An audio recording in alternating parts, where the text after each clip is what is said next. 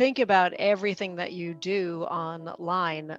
That's content, whether you are on Twitter, whether you are on Instagram, where you and I met, whether you are writing a blog post or emailing your list, all of that is content. And so I don't think of it necessarily as two separate things. How do you use content in your marketing? Your content is literally your marketing. I'm so excited to welcome our guest today, Ann Handley, to the show. And first and foremost, thank you for being here.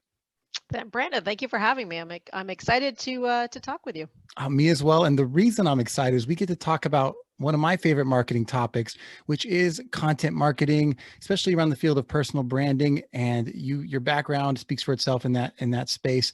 And it seems more people than ever are getting comfortable creating content, which is exciting in some form or another. But I'd love to set the stage here for the show in terms of the value of creating content. Why does it matter?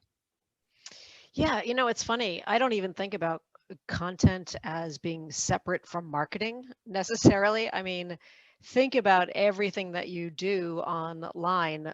That's content, whether you are on Twitter, whether you are on Instagram, where you and I met, whether you are writing a blog post or emailing your list, all of that is content. And so I don't think of it necessarily as two separate things.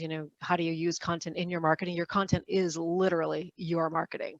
So I think the first thing is just to shift your mindset and think about everything that you do as an opportunity to tell your story, to brand yourself, to let people know what value you can offer them and to grow your own business. That's the value of content.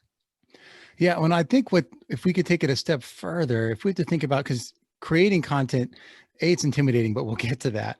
But the idea of what makes it good, especially good for your business, what defines good content versus just content that is, cluttering things up. I'd love to hear your perspective on that. Yeah, I mean, I don't think it's very complicated. I think good content is what meets the value of, or what meets the needs of your audience, what has value for them.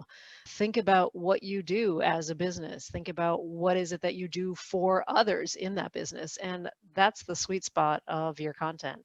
I think the biggest mistake that so many companies, so many people make is to think only about themselves, and I get it because we get excited about our products and our services. We get excited about what we do. And so we tend to just talk about that. But your customers, your prospects, your audience does not care about that. What they care about is what that does for them, what that means for them. So if you can focus on what value can I bring to others, that's really the start of great content. That's the start of good content. And by the way, I don't think that people should also overthink a second thing, because you said something when you were teeing up this question about how creating content is hard. And I don't think that that's the way you want to go into it. This conversation we're having now is content. You're going to publish it as an audio file. You're going to publish it as a podcast. You may pick out something and put it on Instagram. You may pick out a piece and put it on LinkedIn, or, I don't know, however it is that you're distributing it. And all of those touch points, all of those atomized bits of content is content. So I don't think this conversation is hard necessarily. At least it's not for me. Maybe it's torturous and really difficult for you. You don't seem that way, but could be. And so I think that's what you need to think about. What can I do that I love doing? Maybe it is just having a conversation with somebody, and that, you can make that the cornerstone of your own content strategy. Yeah, I think for a lot of people, it's intimidating. It's A, they don't know where to start, but B, which format do you pick that's right for you? I tried them all. And this is after 18 years in corporate of not creating content other than PowerPoint presentations for CMOs. But when I had to do it for myself, suddenly it's intimidating because there's a world of ideas in your brain. And then to figure out which format and what idea to talk about, it can freeze you a little bit. And I just had to take the plunge and start. But even that was like, what do I start with? But yeah, for so many people, why is it so difficult? And, we frame it like that in our heads, but why do you think it's difficult for people, and how can they get past that? I mean, I think you just articulated it beautifully in the sense that we don't know where to start.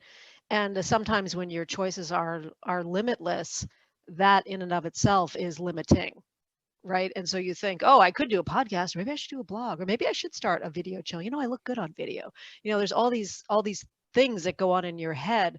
And I think the important thing, especially for solopreneurs, for individuals looking to build their brand, their personal brand, looking to tell your story and appeal to an audience, I think the most important thing is to don't be limitless in how you're thinking about things. Pick one thing, pick one channel, pick the thing that you love to do the most, because we'll get to this in a minute, but you're going to need to do it for a while. So pick what you love to do and do it ridiculously well. I think it's as simple as that. If you don't, my friend Jay Bear says that it's in my first book, actually, that no good content is created at bayonet point, right? In other words, if you're forcing yourself to create content, to sit down and do it, it's not going to be very good, right? Because what's going to happen after a while, you're going to find reasons to not do it. You're going to think, oh God, not that again. And what's the point? And it's not getting the traction I want it to do. And so you'll tell yourself all of these lies and you'll make up all these small excuses until finally you just abandon it altogether. And so I think that's the importance of just finding one thing you love to do, number one. Secondly, make sure that you commit to a schedule, that you do it consistently. And why do I think that's important? Because I think it, as you said too, it's like you don't know where to start. You've got to start somewhere. You may feel like you're not sure if this is the right place to start, but one of the things that I've realized after doing this for as long as I have, that it almost doesn't matter, because you always end up where you end up. Like, you always end up where you need to be. And I'll give you a really specific example. So, I have been a content creator, I guess, before we even called it that. I started as a writer. My background is as a journalist. And then when the internet happened, I went into, I started publishing online. And so I've been creating content almost since the internet's inception, really, which is crazy to think about. So in dog years, I think that's like I don't know, 1,075 years, something like that. 18 years ago, I started working at Marketing Profs. I joined the founder as a principal. I joined, I became, their chief content officer, and I created content there for the brand. I launched the newsletter. I was doing lots of things to, to grow the audience, to build the audience there. Fast forward to just a couple of years ago, and I realized that, while I was still involved in content, I wasn't doing anything that was myself, right? That was just mine. I wasn't doing anything to build my own brand. I wasn't doing anything necessarily to connect with an audience in all the ways that we're talking about here, right? Something that I own, something that I'm doing consistently. And so I decided 3 years ago, this week actually, that I would launch an email newsletter. And I did that under Ann Handley, not under Marketing Pros. And I did it because I wanted a piece of content that I would own. And I also wanted, secondarily, to see, what is it like to build audience? What is it like to connect with people? What is it like to use a vehicle like an email newsletter to extend your personal brand and to build your personal brand? And so all of those things I wanted to figure out, how do I do that? And I chose an email newsletter, by the way, as opposed to a podcast, as opposed to like a video show, like you mentioned, that you bounced around a little bit until you figured out what worked for you. And the reason why I went with email newsletter is because, as I said, I'm a writer, and that's the way that I feel most comfortable. That's what brings me joy. And I just knew that, and it's also something that everybody does, right? And I felt like I could do it myself. I wasn't going to have to get a producer. I wasn't going to have to buy special equipment. All I needed was, myself and my laptop to do it. And so, just for simplicity's sake and for streamlining, that's why I decided to go with email newsletter above anything else. And so all that is just a way to say that, I've been publishing my own email newsletter every 2 weeks. So it's not weekly, it's not daily, it's every 2 weeks, every fortnight, if you will, for the past 3 years. And when I started it, I thought, what am I doing? Like, I really don't have anything to say, to go back to your comment. I That don't know where to surprises me. start, Yeah, that surprises me, because I was yeah. going to say, don't you think you have an advantage because you've been someone who's been writing and editing for so long? And honestly, even when you said that you didn't feel like you had your own voice, that surprised me too. Because I'd Mm, say, like, you were the face of a lot of these brands, and you were on stages, and you were basically, and writing books, and it felt yeah. like you're the last person that would say, I wasn't sure, like, my voice was coming through, to paraphrase. And that's surprising. But I was gonna say, do you feel like you had an advantage? And then Like, what made you see that you're like, I feel like I don't have my voice coming out. Like, what was it, a moment? Yeah. Yeah. So, well, just to clarify, I felt like I was getting my voice out there, but not in a way that was building an audience consistently, and an audience, by the way, that I owned. So that's the clarification that I Yeah. wanted to make. So yes, I was doing a lot of speaking, I was doing books.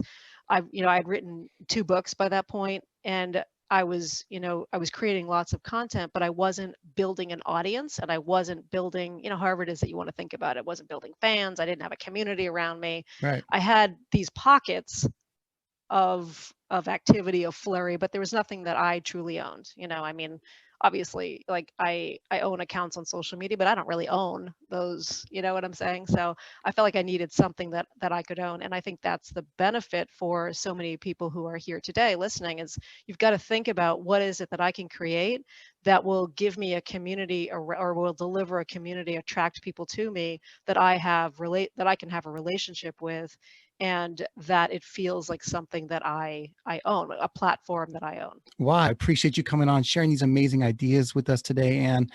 And I hope to do this again sometime. Yeah, you bet. Let's do a part 2 sometime. There you go. Tune in every week as we bring more personal branding and content marketing advice to you. And we'll catch you guys next time. Brands on Brand.